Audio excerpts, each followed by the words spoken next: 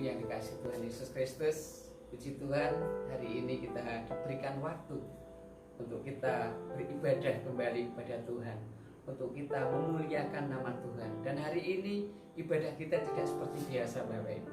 Kalau minggu-minggu yang lalu mungkin ibadah kita ada bersama-sama di tempat ini, kita berkumpul di tempat ini untuk memuji dan memuliakan nama Tuhan. Tetapi hari ini kita diberikan waktu untuk kita ibadah di rumah kita masing-masing.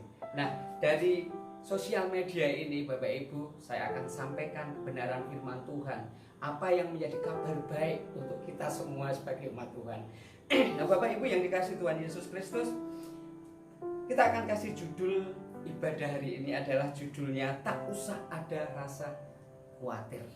Nah, mari kita buka ayat dasar kita di dalam Alkitab kita. Kita buka di Keluaran 15 ayat yang ke-26. Bapak Ibu bisa siapkan Alkitab Saudara.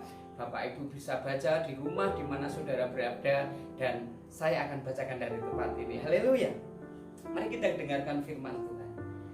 Jika kamu sungguh-sungguh mendengarkan suara Tuhan Allahmu dan melakukan apa yang benar di matanya, dan memasang telingamu kepada perintah-perintahnya, dan tetap mengikuti segala ketetapannya, maka aku tidak akan menimpakan kepadamu penyakit manapun yang telah kutimpakan kepada orang Mesir, sebab aku Tuhanlah yang menyembuhkan engkau. Amin. Haleluya. Bapak Ibu yang dikasih Tuhan Yesus Kristus, kalau kita melihat bahwa akhir-akhir ini Indonesia, bahkan bukan hanya Indonesia, tetapi dunia di atas bumi ini digemparkan dengan yang namanya virus corona, atau lebih dikenal dengan nama COVID-19.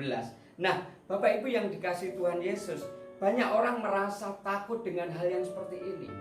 Banyak orang merasa stres dengan mengerti yang namanya corona, mengalami yang namanya corona. Bahkan dari tingkat-tingkat perdusunan yang paling dusun sekalipun, mereka mengerti dan mengenal yang namanya corona Bapak Ibu. Nah, mari Bapak Ibu yang dikasih Tuhan Yesus, kita sebagai umat pilihan Allah, kita sebagai umat-umat Tuhan, orang-orang Kristiani, yang mana sejak awal kita sudah dibentuk oleh Tuhan, dari mana sejak awal kita sudah dipilih oleh Tuhan, mari kita menyikapi dengan yang namanya virus corona ini melalui firman Tuhan. Bapak Ibu yang dikasih Tuhan Yesus, kenapa hal ini bisa terjadi? Kenapa corona bisa terjadi ada di Indonesia? Pada awalnya Bapak Ibu, kalau saya melihat corona awalnya dari mana Bapak Ibu? Dari Cina. Saya tidak berpikir, kita tidak berpikir kalau dari sejauh itu corona bisa sampai ke tempat kita, ke Indonesia, bahkan ke kampung kita. Nah, mari kita berpikir, menyikapi kenapa corona bisa ada di dunia ini Bapak Ibu. Bapak Ibu yang dikasih Tuhan Yesus Kristus, kembali mari kita mengingat tentang apa yang Tuhan firmankan di dalam Alkitab, tentang tanda-tanda akhir zaman. Bapak Ibu yang dikasih Tuhan Yesus Kristus, ada banyak hal tanda-tanda akhir zaman sudah mulai terjadi di muka bumi ini, di mana kita hidup, di mana kita ada di muka bumi ini. Tanda-tanda akhir zaman kalau kita melihat, kita buka di dalam Lukas 21 ayat yang ke-11. Saya akan bacakan di dalam Lukas 21 ayat yang ke-11. Dikatakan demikian Bapak Ibu, dan akan terjadi gempa bumi yang dahsyat, dan di berbagai tempat akan ada penyakit sampar dan kelaparan, dan akan terjadi juga hal-hal yang mengejutkan dan tanda-tanda yang dahsyat dari langit. Nah, Bapak Ibu, kita sebagai umat Tuhan, mengapa kita harus khawatir? Kalau ini terjadi, sudah berang tentu dan sudah jelas dikatakan sebelum ini terjadi bahwa akan ada tanda-tanda akhir zaman seperti gempa bumi, sakit penyakit. Nah, corona adalah satu sakit penyakit yang sangat dahsyat. Boleh dikatakan wabah ini menjelar ke semua dunia, ke semua negara.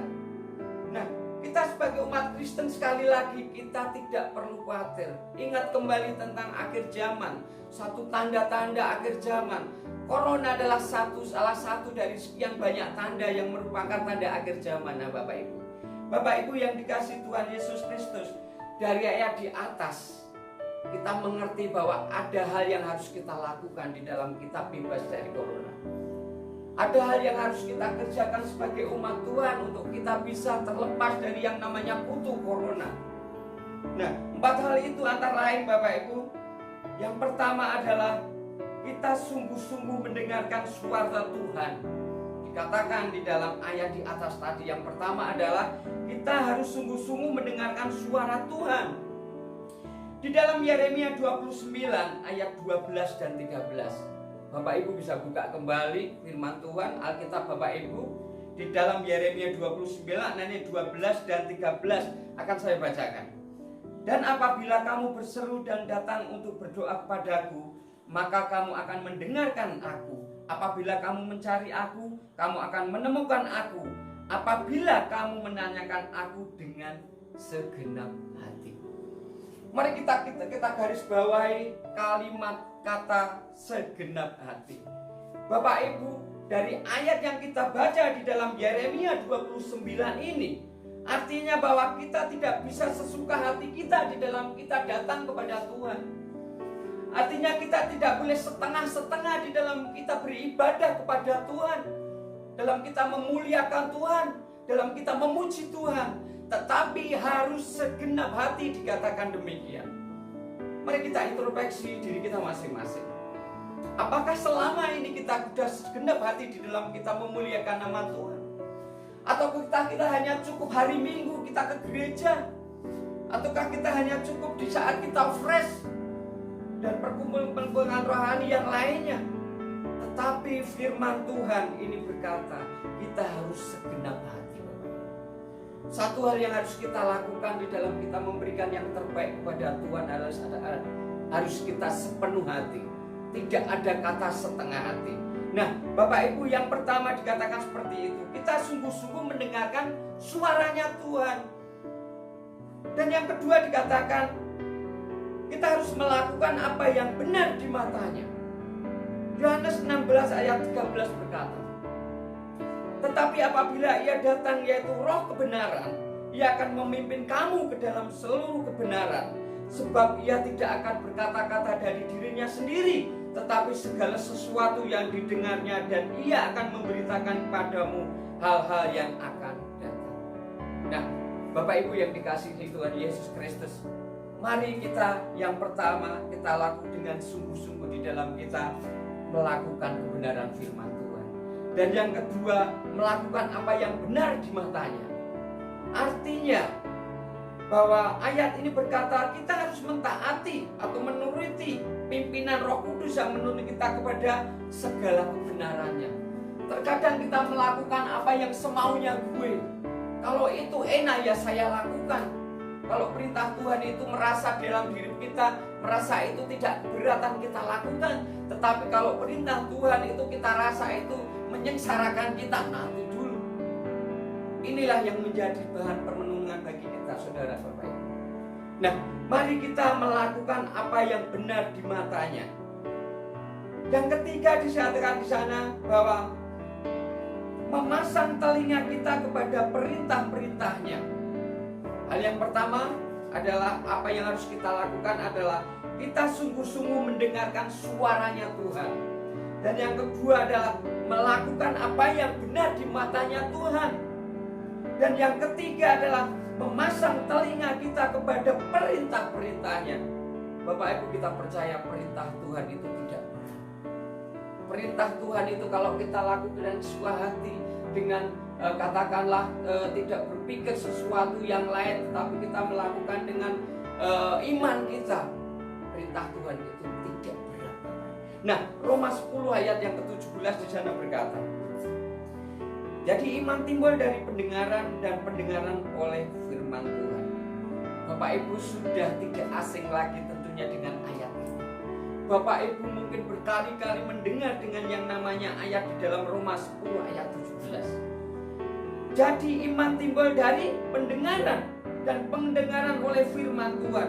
Arti dari ayat ini bahwa kita diberikan telinga untuk kita mendengar firman Tuhan.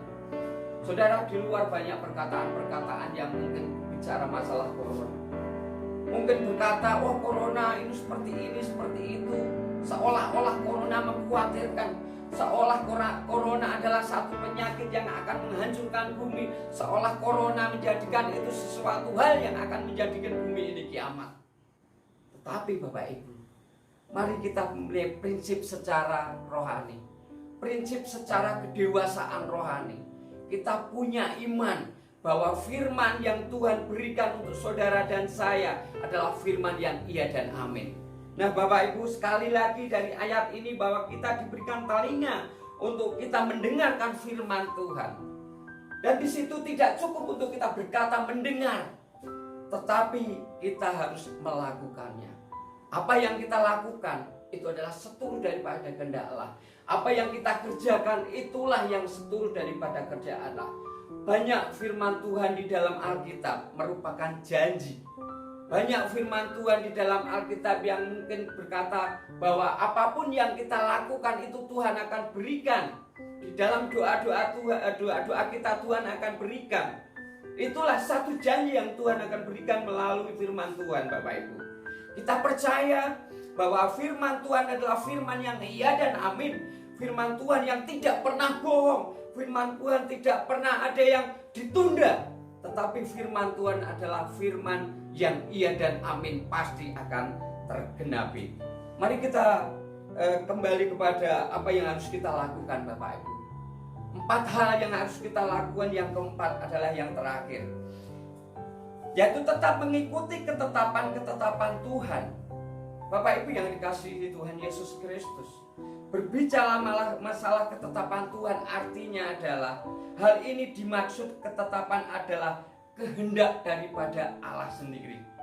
Nah, apa yang menjadi ketetapan Tuhan harus kita ikuti. Kita tidak boleh menyimpang dari apa yang menjadi kehendak Tuhan. Kita tidak boleh mengingkari apa yang menjadi kemauannya Tuhan Bapak Ibu. Nah, Roma 12 ayat 1 dan 2 di sana berkata, karena itu saudara-saudaraku, demi kemurahan Allah aku menasihatkan kamu supaya kamu mempersembahkan tubuhmu sebagai persembahan yang hidup, yang kudus dan yang berkenan kepada Allah. Itu adalah ibadahmu yang sejati.